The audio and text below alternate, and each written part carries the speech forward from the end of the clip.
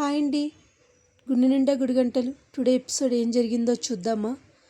మన ప్రభావతి సత్యం కలిపి ఇద్దరు బయటికి షికారుకు వెళ్తారు.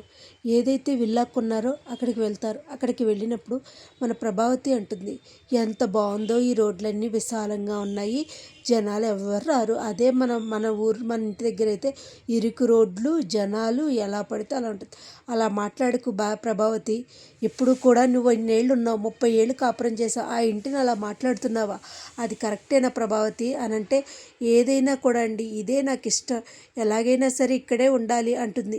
ఇవే పిచ్చి పిచ్చి మాటలు మాట్లాడుకో, అర్థమైందా అని అనేసరికి, సరే పిచ్చి పిచ్చిగా మాట్లాడావు కదా, నీకు కొబ్బరి బండం ఇప్పిస్తాను, పైచ్చి వచ్చినట్టుందని చెప్పేసి కొబ్బరి బండం తీసుకుంటా. కొబ్బరి బండంది, మిమ్మల్ని ఎక్కడ చూడలేదయ్యా అంటే, కొత్తగా వచ్చాయి, ఇక్కడ కొత్తగా విల్లా ఉంది కదా రైట్ సైడు, అక్కడ తీసుకున్నాము అంటే, అవునా అయ్యా అని చెప్పేసి, ఆహా అని చెప్పి తీసుకుంటాడు.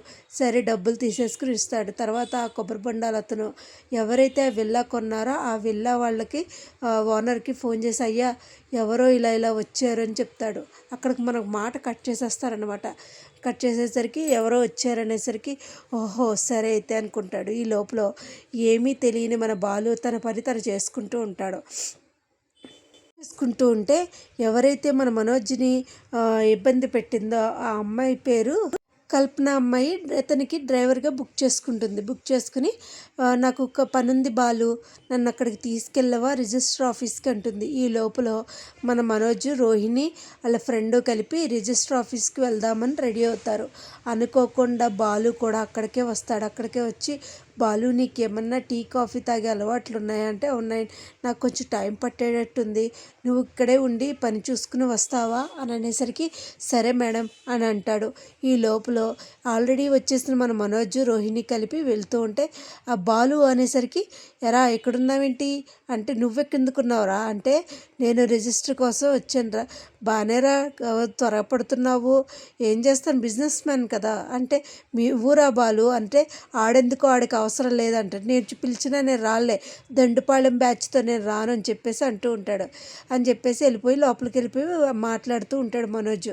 మాట్లాడుతుంటే కల్పన విని, ఈ వాయిస్ ఎక్కడో విన్నట్టుంది అని చెప్పేసి తలదించుకుని వచ్చేసి, బాలు పద పద అంటే, అదేంటి మేడం మీకు ఇంకా పని ఉందన్నారు కదా, అయినా ఇదేంటి వచ్చేస్తారు అంటాడు. అనేసరికి, లేదు బాలు ఇంటికి వెళ్ళాలి అని చెప్పేసి, నేను ఎందుకో అలా ఉన్నారేంటి మేడం అని అంటే, లేదు బాలు నాకెందుకో చాలా చిరాగ్గా ఉంది, నేను ఎవరినైతే చూడకూడదు అనుకున్నానో వాళ్ళనే చూశాను, నాకు అవకాశం దొరికితే వాళ్ళని రోడ్డు మీద నిలబెడతాను అంటూ ఉంటుంది. ఈ లోపల కల్పన వాళ్ళ ఇంటికి తీసుకెళ్తుంది. కల్పన వాళ్ళ ఇంటికి తీసుకెళ్ళి బాలు కోసము, మన మీనా కోసము కూలింగ్ గ్లాసెస్ తీసుకొస్తుంది, స్పెట్స్ తీసుకొచ్చేసరికి, ఎందుకు మేడం, నాకెందుకు ఇచ్చారు మేడం అంటే, లేదండి లేదు బాలు తీసుకో బాలు అంటాడు.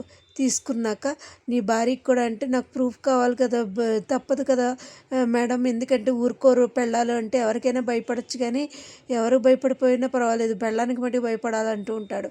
ఈ లోపల మనోజ్ కూర్చుని ఫోన్ మాట్లాడుతూ ఉంటాడు. ఇదిగో మనోజ్ కాఫీ అంటే, చాలా బాగుంది, నీలాగా అందంగా ఉందంటే, నువ్వే చేసావా, లేదు మీనా చేసింది, అయితే యావరేజ్గా ఉంది, నువ్వు చాలా అందంగా ఉంటావు కదా రోహిణి అంటూ ఉంటాడు. మనం ఇచ్చిన కొత్త బోర్డు వస్తుంది, నేమ్ బోర్డు వస్తుంది అని చెప్తాడు.